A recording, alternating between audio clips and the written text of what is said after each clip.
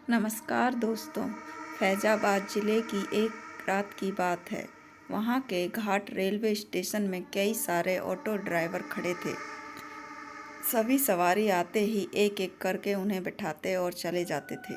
जैसे ही रात ज़्यादा होने लगती, ज़्यादातर ड्राइवर अपने घर को चले गए। उसी रात दुर्गेश ऑटो ड्राइवर भी घाट रेलवे स्टेशन पर था। वो भी दूसरे ड्राइवरों की तरह घर जाने ही वाला था। तभी उसे याद आया कि एक पैसेंजर ट्रेन आने वाली है।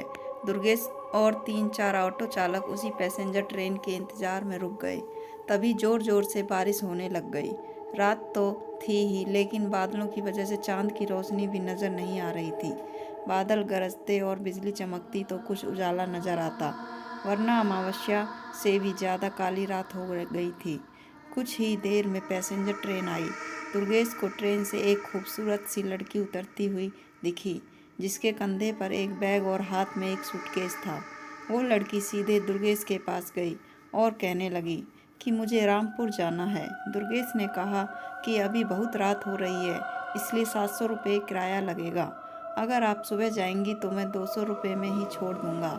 लड़की ने जवाब दिया, मुझे अभी जाना है, आप ले चलिए, मैं पैसे दे दूंगी।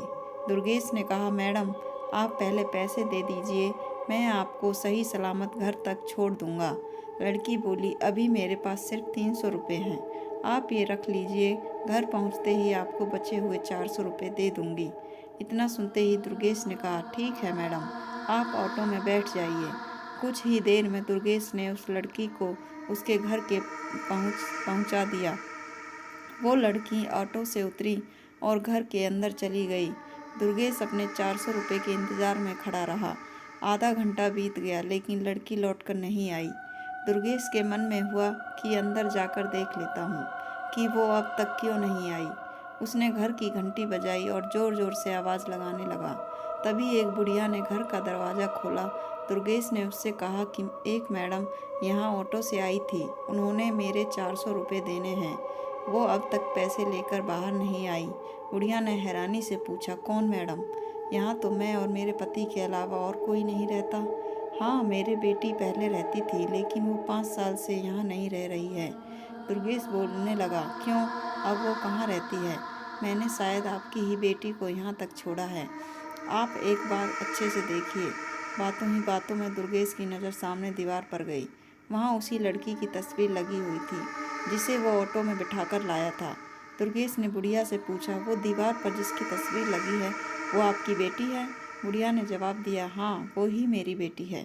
क्यों, क्या हुआ? तुम ऐसे क्यों पूछ रही हो?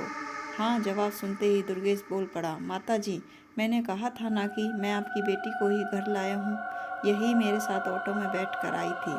आप अब जल्दी से मेरे पैसे दे दीजिए, देखिए सुबह भी हो गई है, मैं कब से यहीं खड़ा हूँ। बुढ़िया ने दुखी मन से कहा, बेटा ऐसा नहीं हो सकता। हाँ, ये मेरी बेटी है, लेकिन 5 साल पहले ये ट्रेन के नीचे आकर मर चुकी है, इसे तुम कैसे घर ला सकते हो?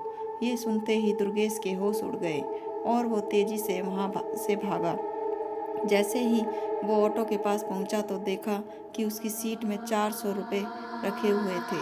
उसने वो पैसे भगवान के सामने रखे और मंत्र का जाप करते हुए आगे की ओर बढ़ गया।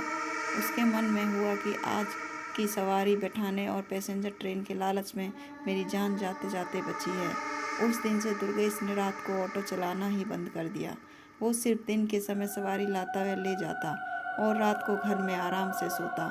कहानी से सीख, दिन में काम करने के साथ ही साथ रात को आराम करना भी उतना ही ज़रूरी होता है, नहीं तो ज़्यादा लालच भारी पड़ सकता है। अगर कहानी पसंद आए तो कहानी को लाइक करें और चैनल को सब्सक्राइब करें। धन्यवाद।